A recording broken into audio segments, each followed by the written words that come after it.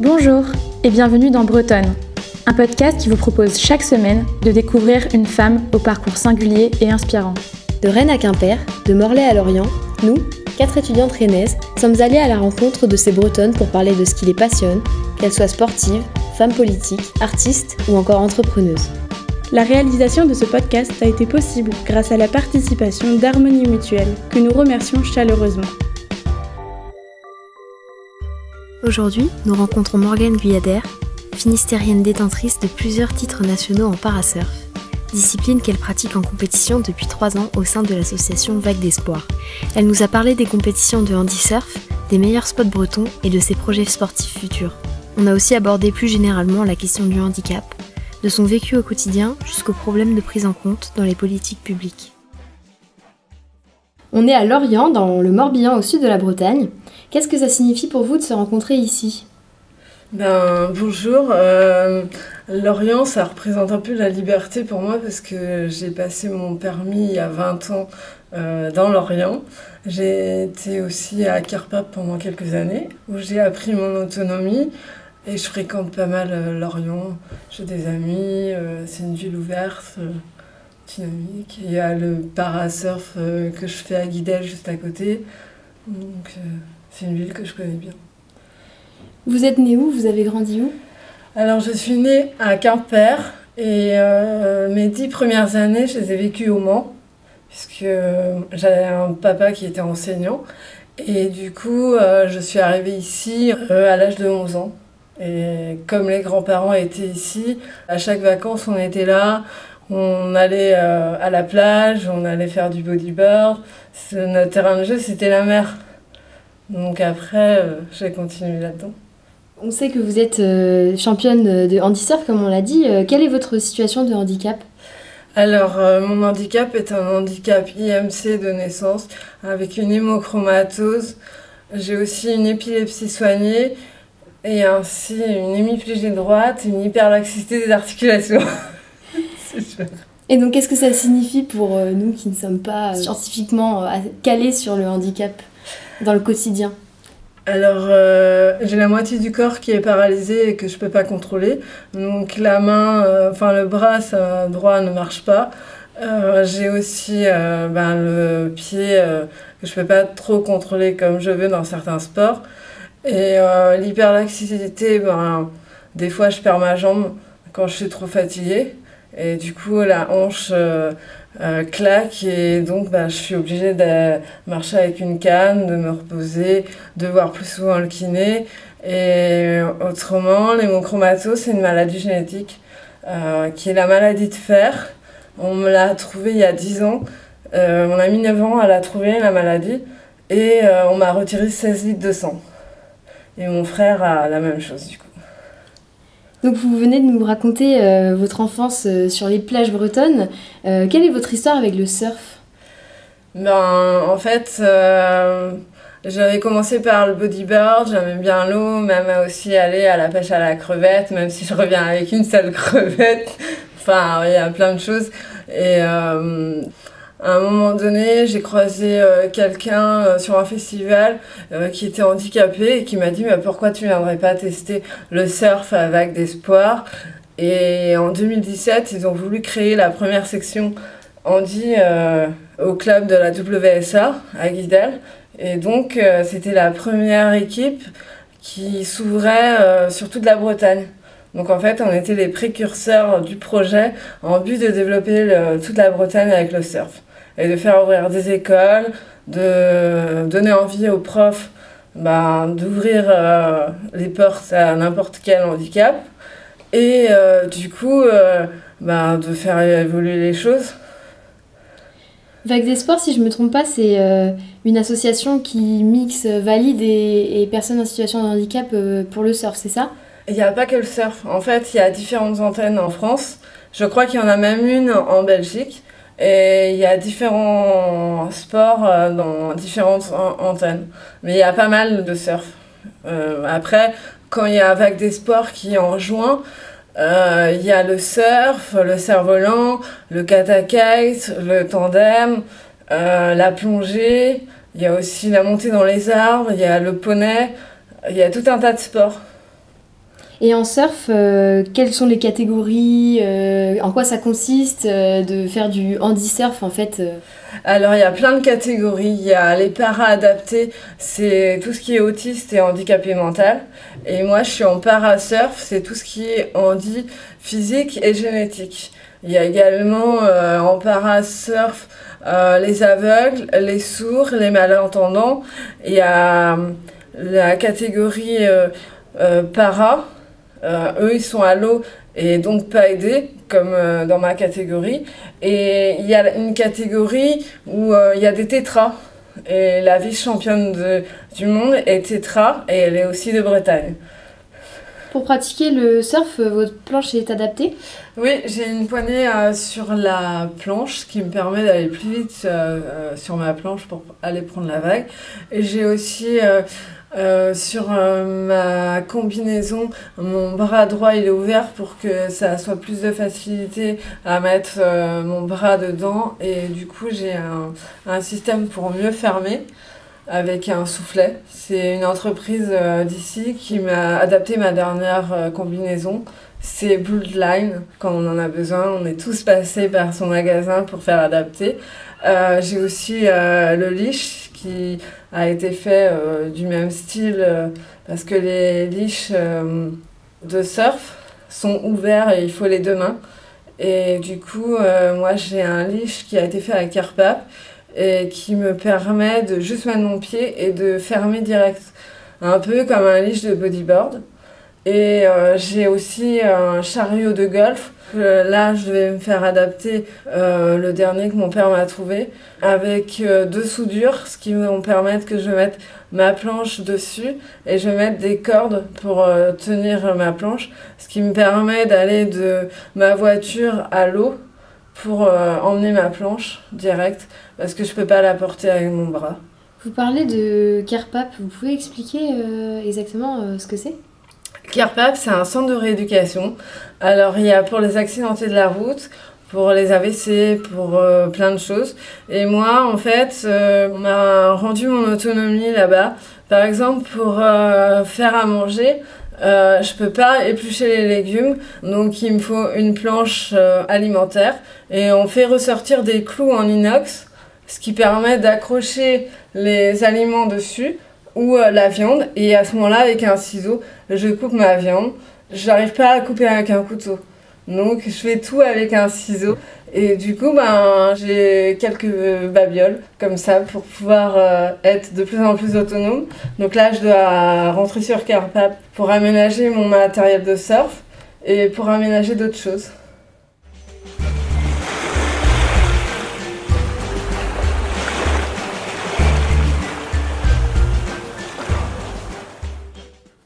Votre palmarès, vous pouvez nous le rappeler ? J'ai été championne de France en 2017 en allongé. J'ai été 3e en debout. En 2018, j'ai été vice-championne de France. J'ai une petite blessure qui est à l'épaule et qui est toujours présente. Et j'ai terminé 2e cette année. Donc je suis vice-championne. Félicitations. Et combien d'entraînements ça demande ça par semaine ? Quelle rigueur ça demande pour arriver à un tel niveau ? En fait, on a cours d'avril à juillet et après de septembre à peu près mi-novembre. Donc on a 1 à 2 cours par semaine selon les disponibilités de chacun. Et après, si on a envie d'aller entre nous surfer ou avec d'autres bénévoles dans la semaine, on enchaîne. Alors, est-ce que votre entraîneur a été formé pour entraîner les personnes en situation de handicap en surf ? Oui, il a été formé avec Jean-Marc Saint-Jour qui fait partie de l'association Handi-Surf et qui se passe à Osgore. Il y a des formations, je crois, en plusieurs étapes. Il y a la pratique, différents handicaps, enfin il y a plein de choses, je ne connais pas tout. Et en même temps, maintenant qu'il a son diplôme, il est formateur aussi sur la Bretagne, à Guidel, sur les profs qui sont dans le coin. Comment il s'appelle, votre entraîneur ? Loïc Guillemard. Et depuis combien de temps vous faites de la compétition ? Depuis 3 ans. Le projet a commencé à débuter en janvier 2017. Et la première fois qu'on a été à l'eau, c'était fin mars 2017, pour savoir à peu près comment le prof allait nous orienter dans les entraînements. Et quels sont vos projets sportifs à l'avenir ? Pour l'instant, je vais continuer dans le handisurf et peut-être qu'un jour, j'aimerais essayer la natation. Je vais assez souvent nager. Je verrai qu'est-ce qui est proposé, quelle nage, savoir si ça me convient ou pas, puisque je peux pas faire toutes les nages.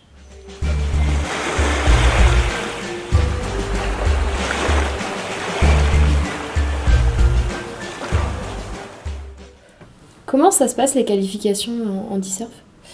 Pour les qualifications handisurf, en général, il faut être première aux France pour pouvoir participer à d'autres compétitions. Championnat d'Europe, la première fois que j'ai été championne, les championnats d'Europe ont été annulés en France. La deuxième année, j'étais deuxième, donc j'ai pas pu aller au championnat d'Europe qui était au Portugal. Et la troisième année, je suis encore deuxième, donc je devrais pas pouvoir et je sais pas où ça va être cette année ou s'il y en aura. Autrement, chaque année, il y a les championnats du monde handisurf et ça se passe toujours à la Jolla à San Diego. Donc là, il y aura 4 filles cette année qui partent. Je crois qu'ils sont plus d'une dizaine à y aller en athlète. Et j'espère qu'il y aura des beaux résultats, parce que je les apprécie, même si on ne se voit pas toujours. Et du coup, les classifications se font tous les 2 ans, je crois, avec des médecins aux États-Unis et toutes les personnes des autres États qui ont des équipes à handi dans leur pays. Et avec ça, on est classifié dans des catégories debout, à genoux, allongé, avec aide, sans aide, allongé, sans aide. Enfin, il y a plein de catégories. C'est pas en fonction de notre planche qu'on est qualifié, c'est en fonction de notre handicap. Les championnats de France, ça se passe où généralement ? Toutes les fois où j'ai été, c'était à Hossegor. Ça sera encore l'année prochaine. À quand, en fait, les championnats de France en Bretagne ? Oula, je sais pas encore. Et comment ça marche en compétition ? Est-ce qu'il faut réaliser des figures, faire des records de temps ? Comment ça se passe ? La compétition dure 20 à 25 minutes, selon ce qui a été décidé. Pendant les 20 minutes, il faut qu'on ait pris au moins 2 vagues pour que la compétition soit validée. Et on est autorisé à prendre entre 10 et 12 vagues en 20 minutes. Donc, soit on les prend sur les mousses, donc on a un peu moins de points, soit on fait des super virages, ça peut bien scorer selon les juges. Et autrement, on peut prendre aussi des vagues qui ne sont pas des mousses. Et après, si moi je surfe à genoux, je vais être moins bien notée dans la catégorie debout, parce qu'il faudra quand même que je monte à essayer de faire une manœuvre pour être debout, même si je ne suis pas debout. Donc à ce moment-là, je serai moins notée en à genoux, mais si j'arrive à faire des beaux virages, plein de belles choses, j'ai moyen d'avoir un joli score. Après, s'il n'y a pas de vague, comme ça a été le cas cette année, c'est compliqué d'avoir une belle position. Est-ce qu'il y a des athlètes handisport qui vivent de leur sport ? Ils vivent, je sais pas, je crois qu'ils font des boulots à côté, mais il y en a certains qui ont des sponsors et qui vont, me semble, à l'étranger. Et vous, qu'est-ce que vous faites en dehors du surf ? Alors, je fais de la natation, j'essaye de prendre des cours de chinois, parce que j'ai une partie de ma famille qui est chinoise et qui parle ni anglais ni français, donc pour communiquer, ça paraît difficile. J'ai fait des études en potager et en pépinière, donc je fais mon petit potager. J'ai commencé mes semis d'ailleurs ce week-end. J'apprends à me débrouiller en couture parce qu'il y a 1 an, j'ai trouvé une méthode pour pouvoir apprendre à faire avec une main. J'essaie de se toucher un peu à tout.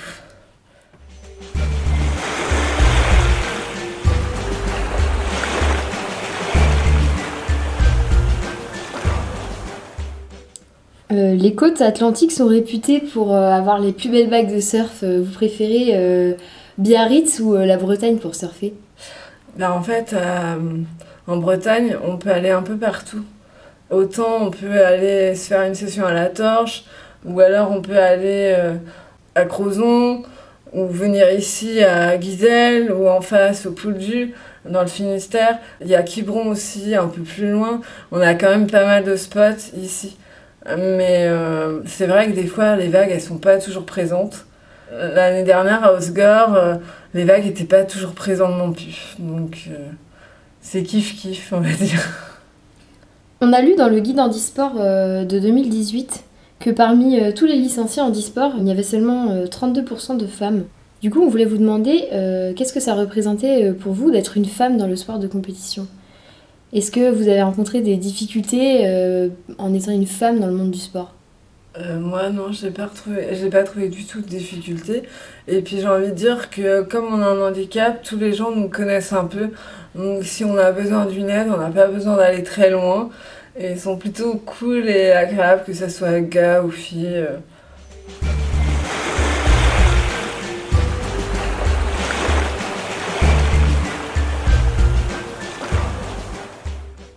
Pour les JO de l'été 2020 à Tokyo, il n'y a pas d'épreuve pour le parasurf, mais on a lu qu'on pourrait espérer voir cette catégorie apparaître pour les JO de Paris en 2024. Donc qu'attendez-vous de cette évolution ? Est-ce que vous pensez que c'est pertinent, que c'est suffisant pour faire changer le regard sur le handicap ? Je sais pas, on verra. C'est pas encore sûr que ça soit en 2024.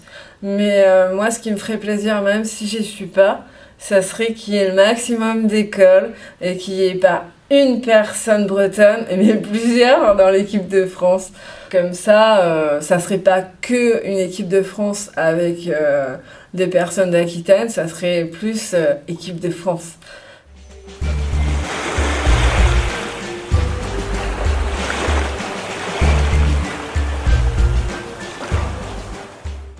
On a vu que vous participiez à des missions de sensibilisation dans les collèges par rapport au handicap. Quelles sont pour vous les actions importantes pour que le handisport gagne en visibilité et que le regard change sur les personnes handicapées ? C'est bien les sensibilisations. Après, j'en ai 2 là cette année de prévues. Une à Carbertrand à Quimperlé et je devrais en avoir une à Banalec. Là, je m'étais engagée aussi sur quelque chose qui va pas se faire probablement. J'avais participé sur Internet à une consultation sur le handicap. Donc, c'est-à-dire qu'on likait 5 propositions, bien ou mauvaises. Et à la fin, les meilleures étaient retenues pour aller participer à la conférence sur le handicap avec Macron, Cluzet et le secrétaire d'État. J'avais été retenue et finalement ça a changé et je fais plus partie des retenues. Et quelles propositions vous étiez prête à soutenir ? J'en ai fait plusieurs et il y en a une qui a fait entre 70 et 86% 5. Donc c'est pour ça que je devais faire partie. C'était que tout ce qui est handicap IMC ou handicap qui ne bouge plus d'une année à l'autre ou tous les 5 ans, c'était de simplifier les dossiers médicaux et les démarches. Ils nous font remplir 1 tonne de dossiers, alors qu'au titre de notre handicap, on va pas devenir valide. Ça ne changera pas. C'est un peu dommage. On perd du temps et ça pourrait être des consultations sur d'autres choses. En termes de mobilité, pour vous déplacer ici en Bretagne, est-ce que c'est adapté ou c'est difficile, les transports en commun, etc. Moi, je prends assez souvent le train, des fois, parce que prendre toujours la voiture, avoir la circulation, des fois, c'est un peu énervant. Donc, je prends les bus, je prends les trains, les tramways, ce qu'il y a. Et puis, en même temps, ça fait consommer moins de gasoil aussi, plus dans l'écologie. Parce que vous pouvez conduire quand même. Oui, j'ai eu une autorisation de conduire. J'ai passé mon permis à Carpap. Est-ce que vous avez observé des évolutions plutôt négatives ou positives dans la société par rapport aux personnes handicapées ? Ça dépend. Des fois, dans certains magasins, quand on veut prendre la caisse handicapée, ils veulent pas toujours nous laisser passer. Et donc, on a une carte qu'on fait sonner à la borne et tous les gens reculent. C'est un peu dommage d'en arriver là pour se faire entendre. Il n'y a pas si longtemps, il y a 1 an et demi peut-être, j'ai voulu me garer sur une place handicapée. Et là, je me suis retrouvée avec des jeunes qui étaient dans une voiture, moteur allumé. Donc en fait, j'ai tourné, je voyais qu'elle bougeait pas la voiture. À un moment donné, je me suis garée beaucoup plus loin et j'ai essayé d'aller les voir. Et au final, le gars me dit vous pourriez attendre 10 minutes que je termine ma conversation. Et puis je dis, vous voulez que j'appelle les flics ou alors vous voulez prendre mon handicap? Et le gars me dit, je comprends pas, on me sort toujours la même excuse. J'ai eu une incompréhension parce qu'on est quand même à côté de Carpap. Et je crois que c'est arrivé à 2-3 autres dit aussi la même chose. Donc c'est vrai que là, on se dit, waouh, le niveau il est bas quoi. On a vu que vous étiez actif dans la vie de votre commune. Et justement que vous étiez prête à participer à des propositions faites au gouvernement, etc. Est-ce que ça vous intéresserait de vous engager en politique dans votre commune, en tant qu'élu municipal, ou pour faire plus entendre la voix des personnes handicapées ? Je me vois pas à un poste, mais bon, si on veut me consulter pour d'autres choses ou à me participer à des petites choses, pourquoi pas.